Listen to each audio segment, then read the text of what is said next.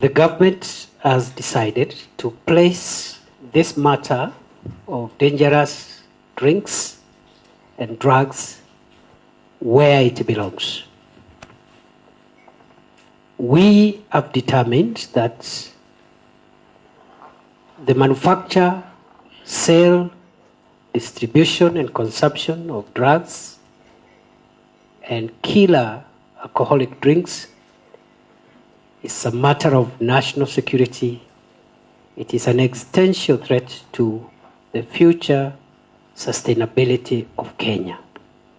And the harm that it is causing us is harm which is equivalent to what terrorists and other organized criminals are causing us in other spaces.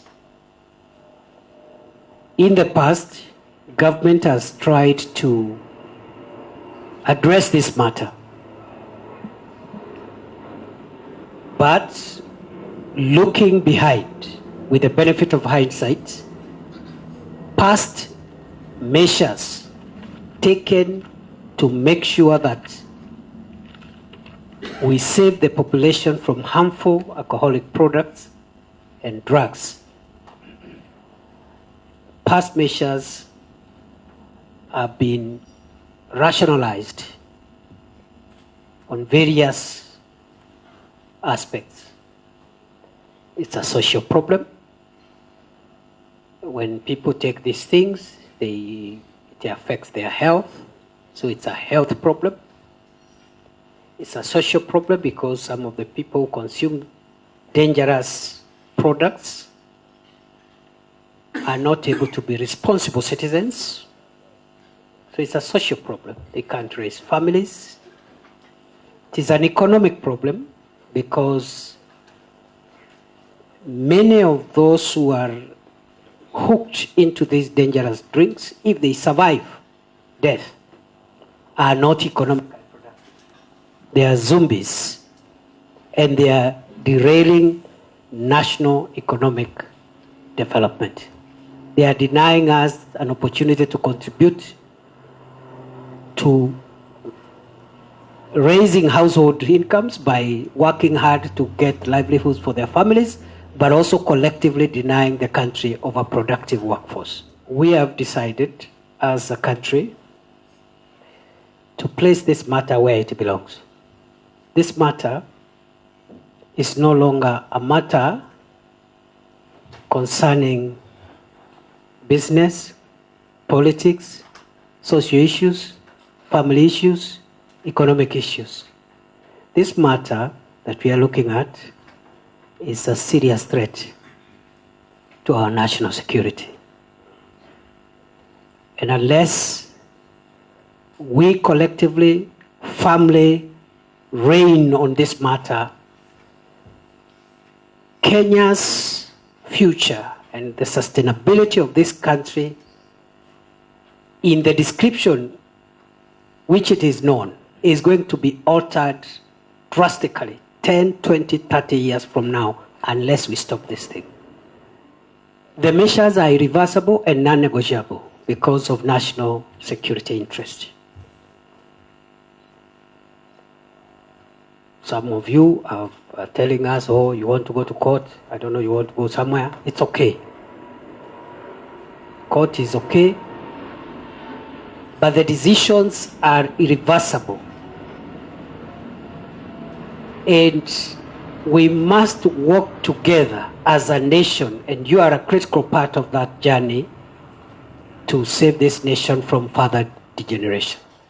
That's what we have done with terrorism. We don't negotiate the terrorism space. There is no negotiation. We don't, anything else is secondary, including court orders. They are secondary to us neutralizing terror. So I thought we should just agree. If you want to waste time with court, it's fine. There's no problem. But this one, we will not back off. If we back off, we don't have Kenya for tomorrow. And it will be very irresponsible if we supervise the demise and the destruction of the country. There are security laws that help us even restrict trade to save the national security interest. But the enforcement has been not very, very, very effective. And let me say this, because I think we all understand this our market called Kenya. Some of us law enforcement officers have failed to exercise the integrity required of them under the Public Officer Ethics Act. So they've been receiving bribes from some characters so that they can look the other way as these characters destroy our people. Now, we have had an engagement. And when you see the IG here,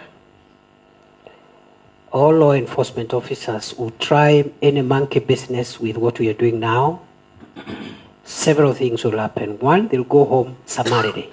Summary. They can take us to court about procedure. We are not bothered with that.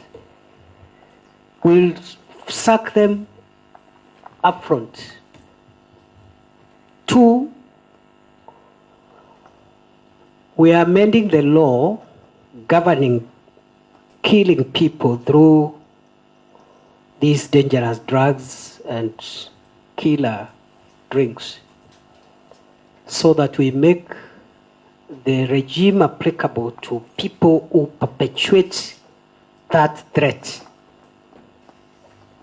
be prosecuted in a scheme similar to how we prosecute terrorism and other organized crime. So if you are a police officer or a county commissioner and you take a bribe, you allow some characters to go and kill people, it's not enough to sack you. We will treat you like we have treated the fellow who killed hundreds of people in Shakahola. It's a terrorist.